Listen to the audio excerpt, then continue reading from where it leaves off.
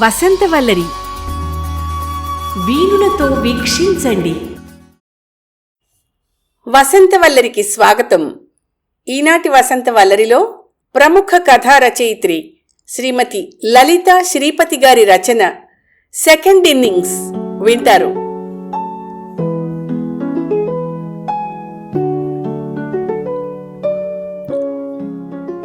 Alarm ఒకటే మోగుతోంది. అబ్బా, alarm ఆపై పొద్దునే గోల విసుక్కుంటూ అన్నాడు రాజారావు. చెయ్యి గట్టిగా చాపితే అందుతోంది ఫోను. పొద్దున్నే అలా విసుక్కోకుండా ఆపొచ్చు, కానీ ఆపడుగా. రోజూ ఉండే భాగవతమే అనుకుంటూ లేచింది వసుధ. ఉదయం 5:30 అయింది. హాయిగా ఉదయం వాకింగ్ చేద్దామంటే తనకింట్లో పనులతో కుదరదు. కనీసం భర్త అయినా లేచి కాసేపు బయట నడిస్తే వ్యాయామానికి వ్యాయామం, ఉదయం తాజా గాలి పీల్చినట్టు ఉంటుంది అంటే అతను లేవడు. రాత్రి 1 గంట దాకా టీవీ చూసి నెమ్మదిగా 8 లేస్తాడు. నిట్టూరుస్తూ గబగబా లేచి స్టవ్ మీద పాలు పెట్టి మనవల బెడ్రూమ్లో గీజర్ వేసింది. బ్రష్ చేసుకుని కాఫీ తాగి టైం చూస్తే 6 దాటుతోంది. అమ్మో అనుకుంటూ గదిలోకి వెళ్ళి మనవల్ని లేపింది. నాన్నా విహాన్, తల్లి ఐరా, లేవండమ్మా, ఆటో అంకుల్ వచ్చేలోగా రెడీ అవ్వాలి. వాళ్ళిటు లేపుతుంటే అటు తిరిగి పడుకుంటున్నారు. పొద్దున్నే ఆ పసివాళ్లను లేపడానికి మనసు రాకపోయినా తప్పలేదు. లేపి వాళ్ల చేత బ్రష్ చేయించి వాళ్ళు పాలు తాగేలోగా నీళ్లు తోడింది. ఒకళ్ళ తర్వాత ఒకళ్ళు స్నానం చేసొచ్చాక యూనిఫామ్లు వేసుకోవడంలో, బూట్లు వేసుకోవడంలో సాయం చేసి వాళ్ళ బ్యాగులు తీసుకుని హాల్లోకి వచ్చేసరికి 7:30 అవడం, ఆటో హార్న్ వినిపించడం జరిగాయి. ఇంకా నయం, ఆ స్కూల్లోనే టిఫిన్లు భోజనాలు పెడతారు, లేకపోతే డబ్బాలు కూడా కట్టివ్వాలి అనుకుని ఇద్దరిని ఆటో ఎక్కించేసరికి చెమటలు పట్టాయి. ఫ్యాన్ కింద కూర్చుని ఓ గ్లాస్ చల్లటి నీళ్లు తాగి పేపర్ తీసింది చదువుదామని. అత్తయ్య, స్ట్రాంగ్ కాఫీ ఇవ్వరా? రాత్రి కాల్ అయ్యేసరికి 12 దాటింది. నిద్ర సరిపోక తలనొప్పి. కణతలు నొక్కుంటూ కోడలు ఆరతి వచ్చి సోఫాలో కూలబడింది. లేచి ఆ అమ్మాయి కోసం కాఫీ కలుపుతుంటే అమ్మా కాఫీ అని కొడుకు వికాస్ గొంతు వినిపించింది. ఆ వెనకే కూతురు దివ్య, రాజారావు కాఫీ కేకలు. కాఫీ కలిపి తీసుకెళ్ళండి అని పిలిస్తే ఒక్కరన్నా వస్తే ఒట్టు. అమెరికాలో ట్రంప్ తీసుకునే నిర్ణయాలు, దాని ప్రభావం ఇండియా మీద ఎలా ఉంటుంది, రష్యా యుక్రెయిన్ యుద్ధ విషయాలు సీరియస్గా మాట్లాడుతున్నారు. అమ్మా, టిఫిన్ దోశ అయితే సతీష్ కిందకొచ్చి వేడిగా తింటాడు అంటోంది కూతురు. ఇవాళ ఉప్మా చేస్తున్నానమ్మా అంది వసుధ. ఏమిటి వసుధ, రోజు ఉప్మా, పోహ, కాకపోతే పొంగలు, ఇడ్లీ, పూరి, పెసరట్టు మానేసావు నువ్వు అన్నాడు రాజారావు. మాట్లాడలేదు వసుధ. ఆ టిఫిన్లు మొదలెడితే ఒక్కొక్కళ్ళకి చేసేసరికి సాయంత్రం అవుతుంది అనుకుంది మనసులోనే. నేను ఆఫీస్కి వెళ్ళాలి, చపాతీ కూర పెట్టే టిఫిన్ బాక్స్లో కొడుకు ఆర్డర్.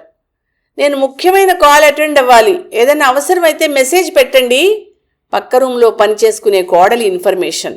అమ్మా, లంచ్ రెడీ అయితే మెసేజ్ పెట్టు, నేను పైకి తీసుకెళ్తాను ఆయనకి. కూతురు వాచ. వసుధ, టిఫిన్ తిని మా ఫ్రెండ్ దగ్గరికి వెళ్ళొస్తాను. రాజారావు గారి డైలాగు. నీరసం వచ్చింది వసుధకి. కనీసం పిల్లలు స్కూల్కి వెళ్ళారా అని కూడా అడగలేదు ఇద్దరు మహాతల్లులు. ఒక్కళ్ళన్నా నీకేమన్నా సాయం కావాలా వంటలో అని అడగరు కదా, మెనూ మాత్రం చెప్తారు. ఉక్రోషంగా అనుకుంది వసుధ. ముందు రోజు రాత్రి రాజారావుతో, వంటకి ఎవరినైనా పెట్టుకుంటానండి, నాకు చాలా అలసట అవుతోంది అంది. ఎందుకో దండగా, వాళ్ళు నూనెలు, ఉప్పు, కారాలు ఎక్కువ వేసేస్తారు. ఏడాది క్రితం వరకు ఉద్యోగంలో ఉన్నప్పుడు అవసరం లేనిది రిటైర్ కూడా అయ్యావు, ఇప్పుడెందుకు నీకు వంట మనిషి? నీకు కాస్త కాలక్షేపం ఉండాలిగా అన్నాడు రాజారావు. నిజమే, ఉద్యోగం చేసినప్పుడు తనకి టైం సెట్ అవ్వదని పెట్టుకోలేదు. అప్పుడు కొడుకు కోడలు బెంగళూరు, కూతురు అల్లుడు వాళ్ల ఫ్లాట్లో ఉండేవారు. తమ ఇద్దరికీ వంట మనిషి అవసరమా అనుకుని పెట్టుకోలేదు. వసుధ రిటైర్ కాగానే దివ్య వాళ్ల సొంత ఫ్లాట్ అద్దెకిచ్చి భర్త కొడుకుతో పైవాటాలో చేరిపోయేది. కొడుకు ఉద్యోగం మారి కోడలు మనవరాలతో కిందింట్లోకి వచ్చారు. అందరూ ఉద్యోగాలే. ఏ రోజు ఇంటి నుంచి చేస్తారో, ఏ రోజు ఆఫీస్కి వెళ్తారో తెలీదు. కూతురి కొడుకు విహాన్, కొడుకు కూతురు ఐరా 24 గంటలు వసుధతోనే.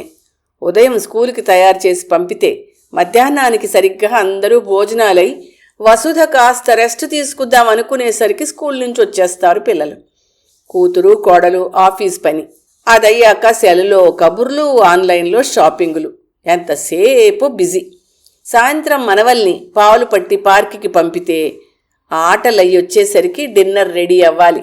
అందరూ తినేసి ఎవరి దారిన వాళ్ళు వెళ్ళిపోతే అన్నీ సర్దుకుని మర్నాటి వంటకి ఏర్పాటు చేసుకుని పడుకునేసరికి విపరీతంగా అలసిపోతోంది వసుధ. ఇదేమన్నా హోటలా? ఎక్కడివక్కడ వదిలేస్తే సర్దుకోవడానికి తనేమన్నా సర్వర్లా కనిపిస్తోందా? లోపల గొణుక్కోవడం తప్ప బయటికంటే అనవసరమైన గొడవలు కదూ. అందుకే దిగమింగుకుంటోంది బాధని. 60 దాటిన శరీరం విశ్రాంతి కోరుతోంది. 35 ఏళ్లు పనిచేసి అలిసిన మెదడు తనకిష్టమైన వాటిల్లో మనసు పెట్టి ఆనందపడాలని కోరుకుంటోంది. ఈ కోరిక తీరేదేనా? నిరాశగా అనుకుంది వసుధ. అన్నం, 2 కూరలు, పప్పు, చపాతీ చేసి అలా సోఫాలో కూర్చోగానే తన స్నేహితురాలు అరుణ ఫోన్. హే వసు, మన ఫ్రెండ్స్ 10 మంది చార్ధామ్ యాత్రకు వెళ్దాం అనుకుంటున్నాం, నువ్వు రాకూడదు అంది. నేనా? నిండా మునిగి ఉన్నానే, ఎలా వస్తాను చెప్పు? స్నేహితురాలతో ఉన్న సంగతి చెప్తూ నిస్పృహగా అంది వసుధ. ఏ వసు, మనం ఉద్యోగం చేసినప్పుడు మన పిల్లల్ని ఎవరు చూశారని? పొద్దున్నే వాళ్ళని తయారు చేసి బేబీ కేర్లోనో స్కూల్లోనో దింపడం, ఆఫీస్ అవగానే మళ్ళీ వాళ్ళని తీసుకొచ్చుకుని ఇంటి పనులు, హోంవర్కులు చూడడం, అష్టావధానము శతావధానము చేశాం, అవునా? ఎందుకంటే అప్పుడు మనకి ఇంతింత జీతాలు లేవు. నీ కూతురికి కోడలికి వంట మనిషి, పని మనుషుల్ని పెట్టుకునే స్తోమత ఉంది. ఏదో పైపైన చూడడం వేరు, మొత్తం అంతా నీ నెత్తి మీద వేసుకుని చేయడం వేరు. ఈ మొగుళ్ళు చేసినంతసేపు చేయించుకుని మనం అడ్డం పడితే ఎవరు చేయమన్నారు ఇంత చాకరీ అనేస్తారు. మొన్నటికి మొన్న మీ ఆయన ఏం చేశాడు? చక్కగా ఫ్రెండ్స్తో దక్షిణ భారత యాత్రకు వెళ్ళొచ్చాడు. మరి నిన్నెందుకు తీసుకెళ్లలేదుట? మనం రిటైర్ అయితే ఫ్రీగా వచ్చే పని మనుషులం కాదు, గుర్తుపెట్టుకో. నీ ఆరోగ్యం నువ్వు చూసుకోవాలి. ఒక వాకింగు లేదు, ఒక పార్టీకి రావు, ఒక మీటింగ్కి రావు. నువ్వు మానసికంగా కూడా చాలా డీలా పడ్డావు వసు. ఇలా చాకరీ చేసినందుకు నీ పిల్లలు మెచ్చి మేకతోలు కప్పుతారనుకుంటున్నావా? రేపేదైనా తేడా వస్తే సింపుల్గా నువ్వేం చేశావు అంటారు. సర్వీస్లో ఉన్నప్పుడు పిల్లల చదువులని, అత్తమామల ఆలనా పాలనా చూడాలని ఎక్కడికి వెళ్ళలేదు. రిటైర్ అయ్యాక మీ ఆయన తన గ్రూపుతో ఆయన వెళ్ళిపోతున్నారు. మీ పిల్లలు వాళ్ల వెకేషన్లో నిన్ను చేర్చడం లేదు, అవునా? పైగా పిల్లల్ని నీ దగ్గర వదిలేసి వెళ్ళిపోతున్నారు. ఎవ్వరూ నిన్ను పట్టించుకోకపోతే అన్నీ నీ మీద వేసుకుని ఎందుకు చేయడం చెప్పు? పనులు పూసుకోవడం కాదు, వదిలించుకోవడం నేర్చుకో. నీ కోడలన్నా కూతురన్నా ఇవాళ మేం వంట చేస్తాము, నువ్వు రెస్ట్ తీసుకో అని ఒక్కసారైనా అన్నారా? గుర్తు తెచ్చుకో. వెరైటీలు తినాలనిపిస్తే హోటళ్లకు పోతారు. మీ సంగతి ఏమిటని ఆలోచిస్తారా చెప్పు? నీ శ్రమ వాళ్ళకి తెలీదా? నువ్వు లేని మర్నాడు వాళ్ళు మనిషిని పెట్టుకుంటారు, కావాలంటే చూడు. అంతేగాని పనులు ఆపుకోరు. ముందు నువ్వు నీ మనసుకి నచ్చినవి చేయడం నేర్చుకో. గీతాబోధ చేసేసింది అరుణ. అసలే పనెక్కువై నిరాశ నిస్పృహలో ఉన్న వసుధకి అది 100కు 100 పాళ్ళు నిజమనిపించింది. మరో ఆలోచన లేకుండా తనకి టికెట్ బుక్ చేయమంది.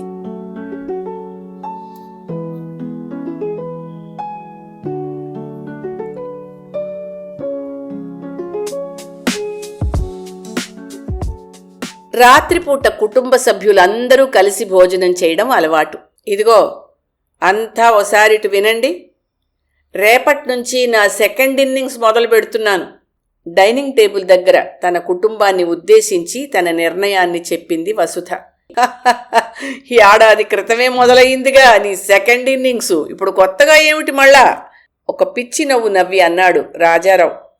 అది నా ఉద్యోగం నుంచి రిటైర్మెంట్ అండి, ఇది నా జీవితంలో సెకండ్ ఇన్నింగ్స్ అన్న వసుధ వైపు చూసి, ఏమంటున్నావో అర్థం కాలేదు మమ్మీ అన్నాడు వికాస్. నాకు అర్థం కాలేదు అంది దివ్య. రేపటి నుంచి నా జీవితం నాకిష్టమైనట్టు బతకాలనుకుంటున్నాను. ఉద్యోగం నుంచే కాక ఇంటి పనుల నుంచి కూడా రిటైర్మెంట్ తీసుకోవాలనుకుంటున్నానన్నమాట. మీరు నా నుంచి ఇంకా ఏ విధమైన సహాయమూ ఆశించకండి. మీ అవసరాలకి తగిన మనుషుల్ని ఏర్పాటు చేసుకోండి అన్న వసుధని పిచ్చిదానిలా చూశాడు రాజారావు. ఇప్పుడేం తక్కువైంది నీకు అన్న రాజారావుతో, ఏదీ తక్కువ కాలేదు, అన్నీ ఎక్కువయ్యాయి అందుకే అంటున్న వసుధని ఆపుతూ, అంటే ఏంటమ్మా, నువ్వు రిటైర్ అయ్యాక మేమిక్కడికి వచ్చి చేరావనా? మా అబ్బాయిని చూస్తున్నావనా? ఐరాన్ చూడొచ్చు నువ్వు, కానీ మా విహాన్ నీకు బరువు అయ్యాడా? తల్లితో కోపంగా అంది దివ్య. అవును, ఇద్దరూ బరువే. నాకు ఎవ్వరినీ చూసే ఓపిక లేదు. నేను 35 ఏళ్ళు ఉద్యోగం చేశాను. ఆయనతో సమానంగా జీతం వచ్చినా ఇంటి పని పిల్లల పని నా బాధ్యతే అన్నారు మీ నాన్న. చదువులని ఉద్యోగాలని మీకెప్పుడు పని చెప్పలేదు, మీరు చెయ్యనూ లేదు. నేను రిటైర్ అయిన మర్నాడు అది నా బాధ్యత అన్నట్టు 2 పసిపిల్లల్ని నా మీద వదిలేశారు మీరు. నాకు సాయంగా ఒక పని మనిషిని పెట్టాలన్న ఆలోచన కూడా రాలేదే. ఇంతమందికి చేయలేక అలసిపోతున్నాను, వంట మనిషిని పెట్టుకుంటాను అంటే నీకు కాలక్షేపం ఉండాలిగా అని మీ నాన్న అన్నారు. నేను నా మనవలకి అమ్మమ్మగానో నాయనమ్మగానో ఉండాలనుకుంటున్నాను, ఆయమ్మగా కాదు. పొద్దున్నే వంట మనిషికి చెప్పినట్టు మెనూ చెప్తారు. ఒక్కరోజైనా మీరు నాతో కలిసి వంట చేశారా? ఊళ్ళకి వెళ్తూ పిల్లల్ని వదిలేస్తారు. అమ్మా నువ్వు వస్తావని ఒక్క మారు అడిగారా? మీ నాన్నేనాడు ఇంటి పనులు చేయలేదు. బజారు పనులు కూడా రిటైర్ అయ్యాక చేయడం మానేశారు. ఉద్యోగం చేసినన్ని రోజులు వాకింగ్ చేసే టైం లేక, నాకిష్టమైన ప్రదేశాలు చూసే వీలు లేక అన్నీ రిటైర్మెంట్ తర్వాత అని వాయిదా వేసుకున్నాను. నాకు 60 దాటాయి కదా, కనీసం నువ్వు మెడికల్ చెకప్ చేయించుకో అన్న మాట ఎవ్వరూ అనలేదే. నాకు రోగాలు రావనుకుంటున్నారా? ఈ మధ్య ఓపిక లేక మోకాళ్ళ నొప్పులతో నెమ్మదిగా నడుస్తున్నాను. ఒక్కరైనా అడుగుతారేమో అని చూశాను.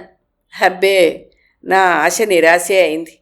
నా గురించి ఏమాత్రం పట్టించుకోని వాళ్ళకి నేనెందుకు ఇంత చాకిరీ చెయ్యాలి? అందుకే నేను నా ప్రణాళికలు వేసుకున్నాను. అందులో మొదటిది నా 4 ధామ్ యాత్ర. వచ్చే వారం ఒక గ్రూపుతో 15 రోజులు వెళ్తున్నాను. వసుధ మాటలు మధ్యలో ఆపేసి, అదేంటి నాకు చెప్పలేదు అన్నాడు రాజారావు కోపంగా. మీరు మొన్న మీ స్నేహితులతో దక్షిణ భారత యాత్రకు వెళ్ళారు. ముందుగా నాకేమైనా చెప్పారా? పైగా మీ ఆవిడ కూడా వస్తుందేమో అంటే, అబే ఆవిడ రాదులేండి, బోలెడు బాధ్యతలు అన్నారు. గుర్తులేదు? అందుకే అన్ని బాధ్యతల నుంచి విరమిస్తున్నాను. భూమి బద్దలై భూకంపం వచ్చినట్టుగా వసుధ ఆవేశం బద్దలయింది. ఎప్పుడూ వసుధలో ఈ కోణం చూడని వాళ్ళు తన వంక వెర్రిగా చూస్తుంటే అందర్నీ చూసి మనసులో నవ్వుకుంటూ, రేపటి నుంచి ఉదయం వాకింగ్కి వెళ్ళాలి, లేకపోతే యాత్రలో ఇబ్బంది అవుతుంది బాబోయ్ అంటూ లేచి వెళ్తున్న వసుధని చూస్తూ, ఇప్పుడు ఈ టేబుల్ ఎవరు క్లీన్ చెయ్యాలి అని ఒకళ్ళ మొహం ఒకళ్ళు చూసుకున్నారు అంతా.